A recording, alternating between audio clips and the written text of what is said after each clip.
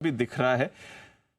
तो सवाल सबका यही है, गिफ्ट निफ्टी तो ऑलरेडी हमें दिखा रहा है, आज 25,000 की तैयारी है अनिल जी? बिल्कुल तैयारी है। और 25,000 जस्ट नंबर, बट एक साइकोलॉजिकली एक लैंडमार्क होता है जी बिल्कुल। जाहिर सी बात है कि वो राउंड फिगर टाइप वाला भी नंबर होता है 25,000 के, और 25 के नंबर की अपनी एक इम्पोर्टेंस है।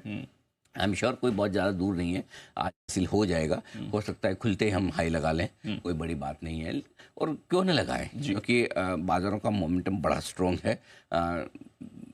मैं आपको आज 4 कारण बताता हूँ जिसकी वजह से हम 25,000 पर पहुंचने चाहिए जी। सबसे पहले तो ग्लोबल मार्केट्स बहुत मजबूत है, जिसका विस्तार से विश्लेषण करेंगे, आप करेंगे तो यही, नहीं तो आगे। दूसरा, नई सीरीज के पहले दिन एफआईएस की तरफ से तगड़ी खरीदारी आती हुई दिखी। बिल्कुल सर, 12,000 करोड़ रुपए से ज्यादा की खरीदारी। कैसे?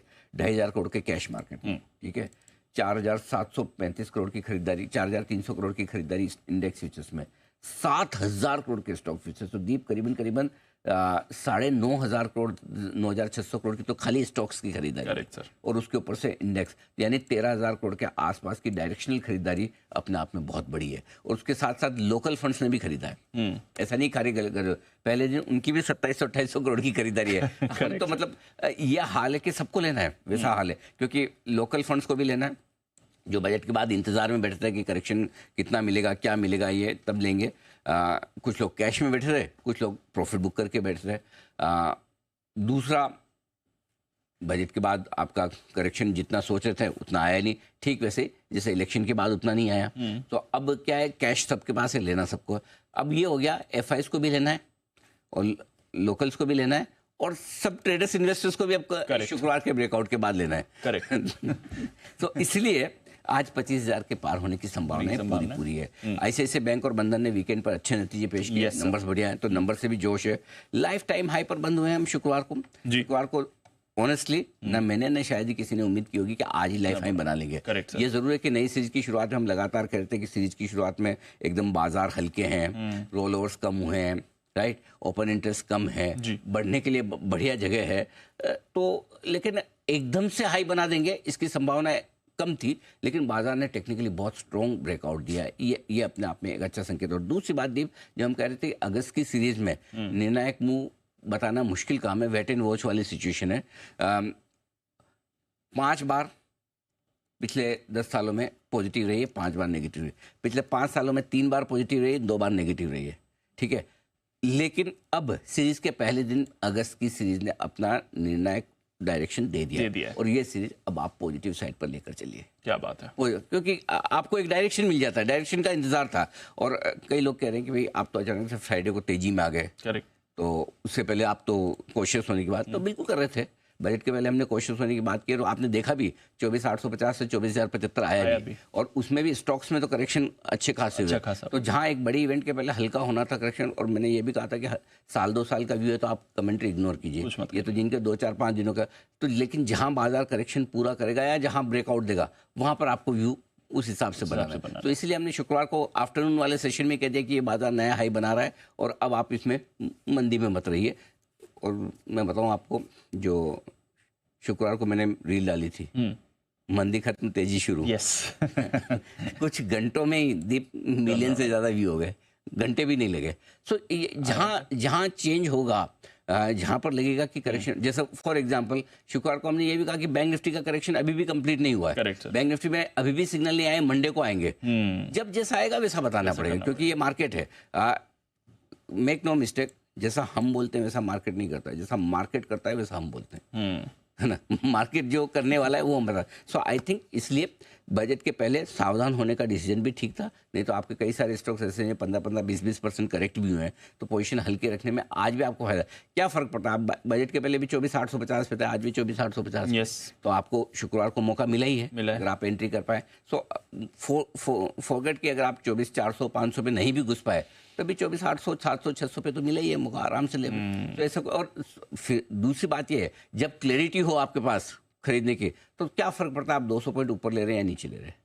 इंपॉर्टेंट क्लैरिटी है, इंपॉर्टेंट रिस्क मैनेजमेंट है। और वो रिस्क मैनेजमेंट के हिसाब से मुझे लगता है कि अब बाजार में फिर से लोग तेजी के मूड माहौल में आ रहे हैं। ये एक अच्छा संकेत होगा। 25,000 आपका जो सवाल है आज ही, बधाई हो। 24 में 24,000, बजट से पहले 24,500, 2025 से पहले 25,000 सारे ही आ गए, और फिर कुछ और बड़े लेवल्स की भी आपने बात नहीं, करी है। शुक्रवार को हमने दिया ही है क्लोजिंग वाले शो में कि हम 26,000 की तरफ जा रहे हैं। और इस बार वाला मूव जो है ना दीप, ये मूव बड़ा वाला बनेगा। अच्छा, हाँ, ये मैं आपको बहुत अच्छा हुआ ये आपने बोला है। क्यों बनेगा वो बात समझिए। बाजार ने 2 स्ट्रेस टेस्ट पास किए। यस, अगर इस बाजार को गिरना है तो इससे ज्यादा कारण इसको मिलेंगे ही नहीं गिरने के। Correct sir. कौन सा? एक इलेक्शन के रिजल्ट, यस, जो उम्मीद से बहुत कम सीटें बीजेपी की आई, बिल्कुल। उसके बावजूद आप 1-1.5 दिन का करेक्शन। दूसरा, बजट। अगर ऑनेस्टली आप किसी को भी पीछे पूछेंगे, ऑनर नहीं पूछ के ऐसे पूछेंगे, अरे यार मजा नहीं आया बजट में, सब टैक्स तो बढ़ा दिए, स्पेशली स्टॉक मार्केट रिलेटेड, है ना, तो लोगों को वो मजा नहीं आया वाली फीलिंग तो है। लेकिन मार्केट घटता नहीं है। क्यों नहीं घटता है? नहीं घटने का रीजन है कि पैसे की ताकत बहुत है।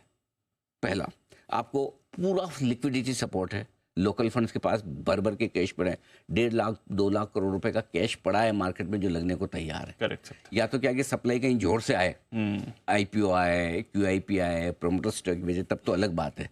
अदरवाइज घटे कैसे? करेक्ट। एसआईपी का पैसा आ ही रहा है, रिटेल बेचना नहीं चाहता और उल्टा लेना चाहता है, और एफआईज आपके खरीदने के मूड में आ रहे क्योंकि आपके ग्लोबल मार्केट्स स्ट्रांग है। तो कुल मिला के जब सारे ट्रिगर्स आपके फेवर में, और जब आप 2 बड़े स्ट्रेस टेस्ट को बड़ी आसानी से पार कर जाएं, तो मेक नो मिस्टेक, ये मजबूत मार्केट है। और इस मजबूत मार्केट में जो हल्के फुल्के छोटे मोटे इवेंट वाले करेक्शन आए, वो करेक्शन आकर आगे। तो मेरा ये मानना है दीप कि कोई बड़ी बात नहीं, इस तेजी में आप 25,000 छोड़िए, वो तो आज ही होने वाला है।